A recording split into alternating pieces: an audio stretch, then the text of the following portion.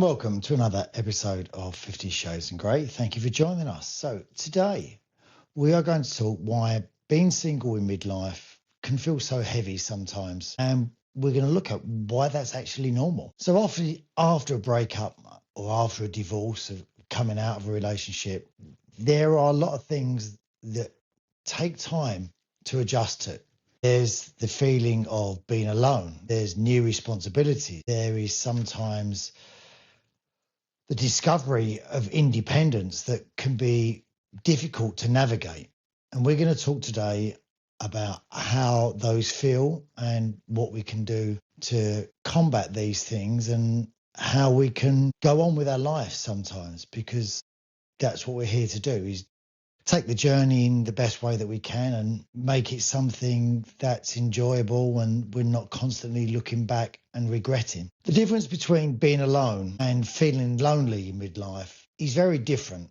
Being alone is a feeling of having nothing around you at all, having no friends, no one that loves you, no one that cares for you. And I think especially in midlife, we always look at the worst possible thing sometimes and think, I don't want to be one of those people that if I die, no one notices me gone.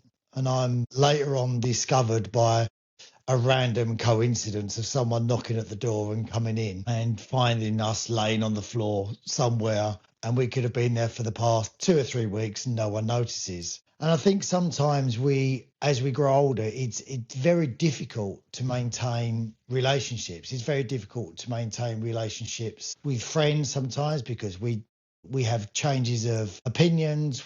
Sometimes we have known each people for a long, long time, and that just comes to an end.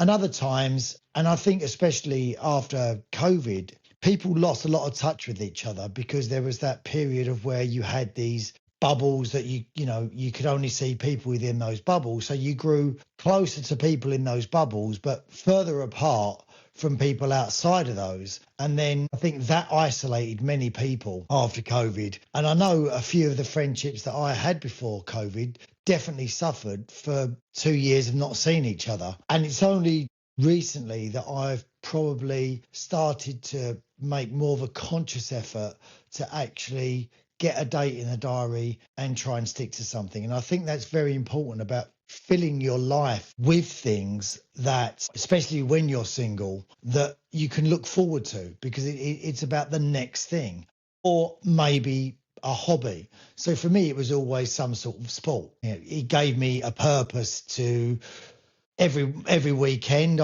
I would be in a social circle of other guys that were playing the same sport, and that gave me conversation. It gave me something to look forward to, and it gave me purpose to a day. Because otherwise you can quite easily fall into that trap of just literally thinking about what you're going to have for breakfast, and then what you're going to have for lunch, and then what you're going to have for dinner. And your life becomes this all about, looking forward to something, but you've got nothing else. So it just becomes food. So it's very important to give yourself things in your life that you actually get joy from. Now, whether that is family, friends, socializing with people, joining clubs. And lots of the time, it's also about getting out of that comfort zone. It's getting out to meet new people. And that can be really scary. That can be really scary sometimes, of going somewhere new. Even when we're older, it's hard enough when we're young.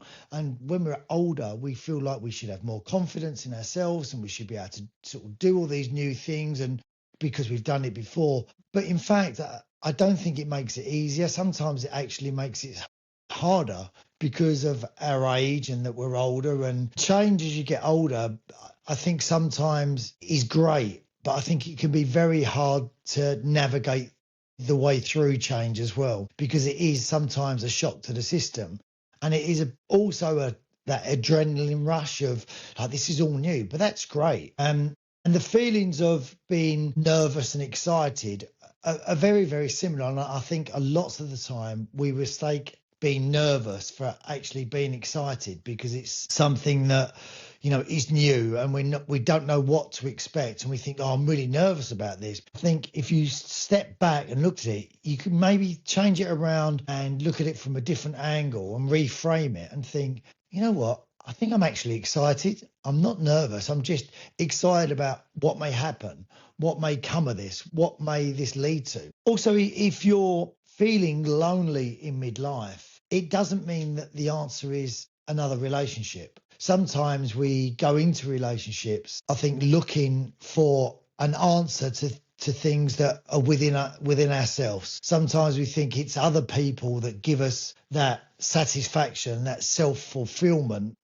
My view is that's got to come from you. You know, it's going to be very difficult, and that's a lot of pressure to put on someone else if you're expecting them to make you happy. You've got to be happy with yourself first of all, and then everything after that becomes a lot easier because you're just looking for things to enhance your life rather than things to make your life. It's up to you to make your life. It's up to you to find the things that you want in your life that are going to make you happy. And that doesn't mean finding someone to give you them. Finding someone to share them is completely different. If you're looking for someone to give you all of these things and you're just sitting there waiting, like, you know, they're just handing you everything on a plate and making your life for you, one of two things may happen.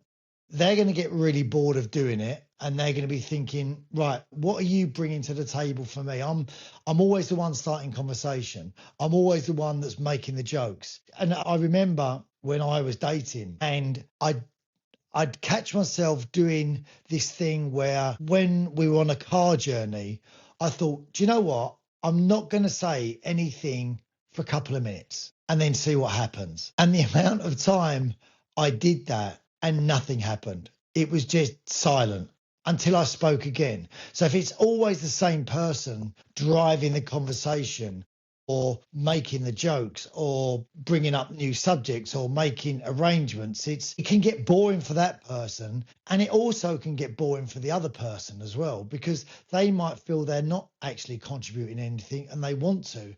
And obviously that depends upon the dynamics of the situation and the dynamics of the relationship.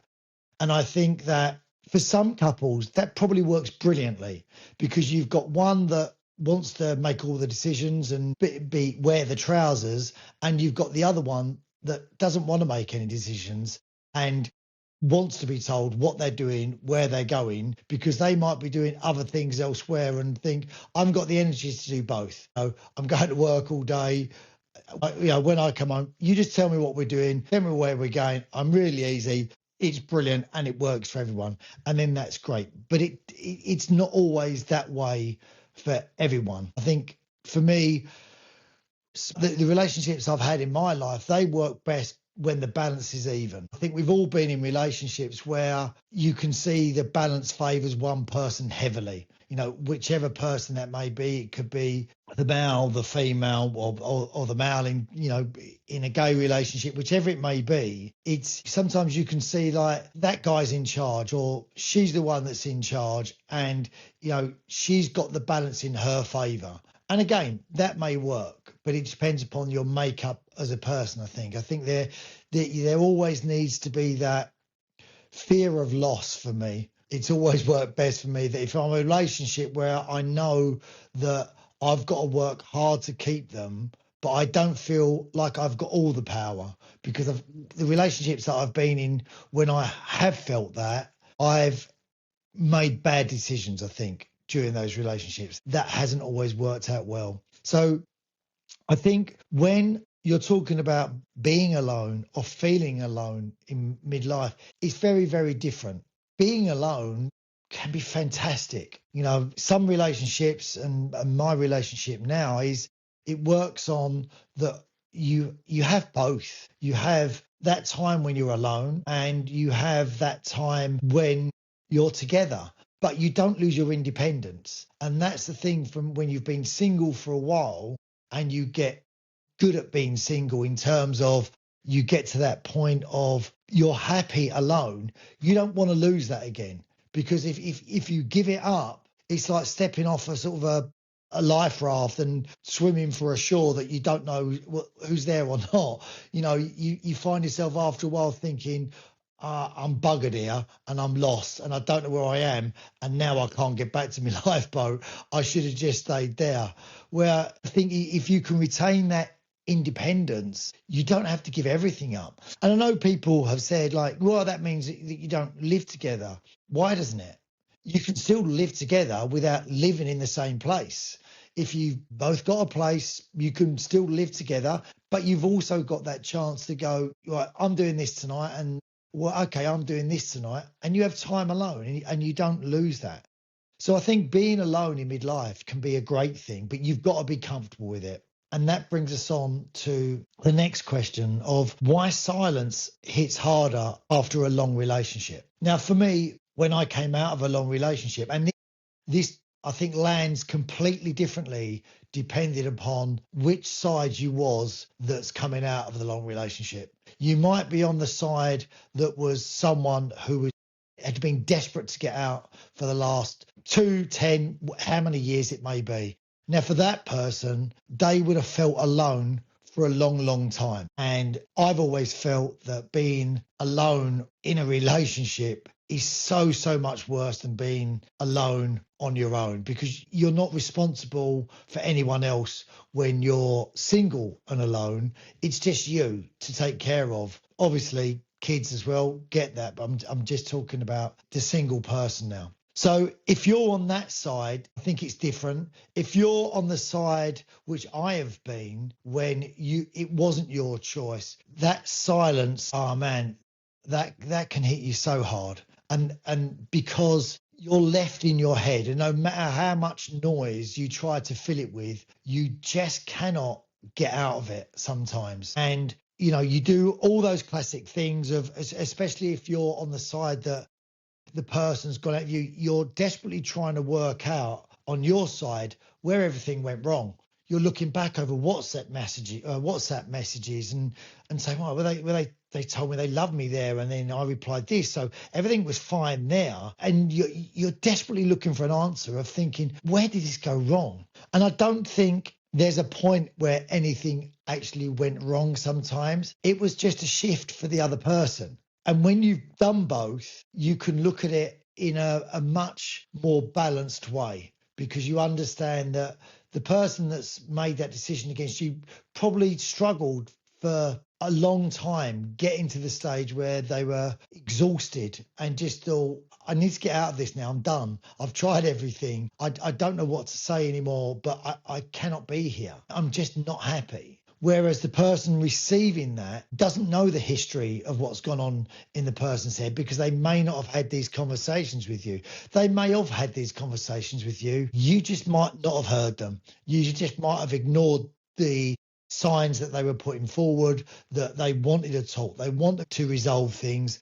But you might have thought that you was in the position of power and things wouldn't change. And then it could be a real shock when it does. And I think the reason that silence can be so loud is because you're left in your own head with your thoughts of like all these things, and the pictures of memories and the smell of memories and all the future that you was looking for. It's just gone. And what you was once so excited about now has become something that you just think, what's going to happen next? What am I going to do? And for me, it was, am I ever going to feel that way again? Will I ever meet anyone else that I'm going to feel that way about? And the answer to that question is no, you're not. You're just not. But what you will feel is something completely different. And you might find that another 2 or 3 times, and it will be different each time. And eventually you'll find something either with someone or on your own or whatever it may be that is right for you. Because when you look at it at the cold light of the day, if someone has left you and it was their decision, you might be hurting, but that was the right decision. You don't want to be with someone that doesn't want to be with you. Who wants that? Who wants to lay in bed every night thinking, I know this person doesn't want to be with me, God, but I love them? Who wants that? No one wants that. You're just living a lie, and they're living a lie. And eventually that is going to eat them up or eat you up, because you're not getting what you should be getting off of someone. You should be getting the feeling of being loved and loved, not just giving love all the time and getting nothing back. So that silence is your chance to find peace again and find you again. especially if you've relied so heavily on the other person. And that's very difficult to do sometimes, but you'll get there. It takes time and it's a shock, first of all. And you've probably had it before. You've just forgot about it. There were probably times in your life where you had that peace in your own head, but it was so long ago that you forgot what it felt like, because that had been taken away and filled with a lot of other great things or bad things, whatever it may be. But now it's back again. So it's a chance for you to rediscover where you are now, because you'll be a different person to then. And that brings us to the next question, which is the emotional hangover of responsibility and the history and experience completely changes, because the last time that you may have been single, you wouldn't have had kids, you may not have had a house, you may not have had a lot of things that's in your life now that you've coped with someone else. And if they've been taken that responsibility for everything, then that's going to be a big shock to you. And I think this is especially prevalent for women that have made the decision with their partners that they were going to stay at home and bring up the kids, and their partners took care of all the financial aspects of it. To suddenly be single can just feel very disabling, because it's just really simple things that you might feel totally stupid about, thinking, I don't know how to pay a gas bill. Now, please don't think that I'm putting anyone down on this, but I've had conversations with people where this has been their biggest fears, where they've let someone else take care of everything for them, and they've lost their independence because they've been taken care of so much more, and they took care of that. And now it's a case of like, I need to check the tire pressures on the car.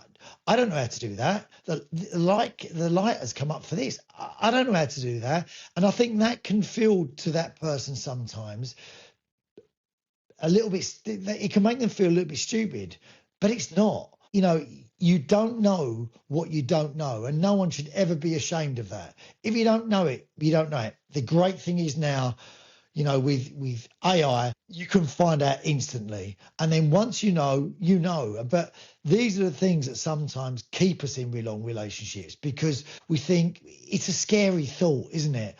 If I leave this, I don't know what I'm going to. Like I said, it's that analogy that I said previously in this podcast of like, you're on a lifeboat and you're diving off and trying to find a shore that you're not sure is there, and you're taking a big gamble. The difference is the lifeboat that you was in was sinking, and you had no choice, because if you didn't find somewhere else, you were dying anyway. So you needed to do that to get out of this, whether you realized it or not, whether it was your decision or not. You needed to make a break for it, or you needed to be thrown overside to make a break for it, to give you a chance of finding something new. And you know, you might just find that you're happy swimming around in the ocean for the rest of your life and having a great time.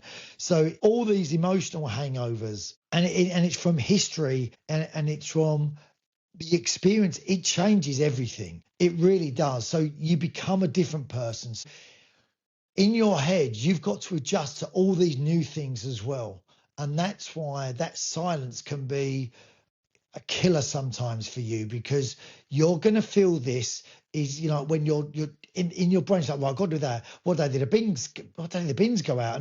And how do I pay that? And where's the money for that? And how do I do this? And take it one step at a time. And each night, each week, each month, each year, it gets easier, until you'll get to the extreme side of that, the other side of that, where you think, I'm so comfortable now in this life and I love it. I've learned to love it. I'm not sure if I want to give it up for anyone. And that's a great place to be, because then it's got to be someone special. And that's what you should have. You should have someone special. We all deserve someone special. And you might find that the special person in your life is just you. And that's great. That could just be you, your kids, if you're lucky enough to have kids, or it could be the relationship with a pet, or whatever it may be.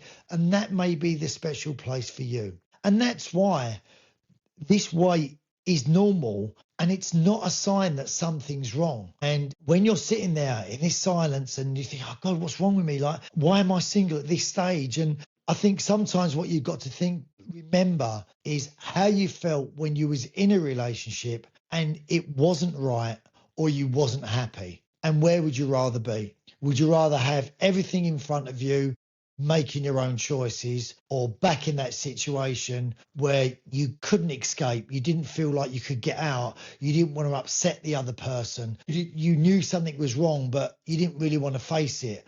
And all those things, which one would you rather choose? And I think a lot of people choose to stay where they are. I really do. And I think that's a shame sometimes for everyone involved in that situation. The people that choose to get out of that, don't sit there and think that you've made the wrong decision because everything feels like 100 miles an hour, or that silence is so deafening that you just don't know what to do with it. This is normal. It doesn't mean that there's something wrong. This is normal and you will get there.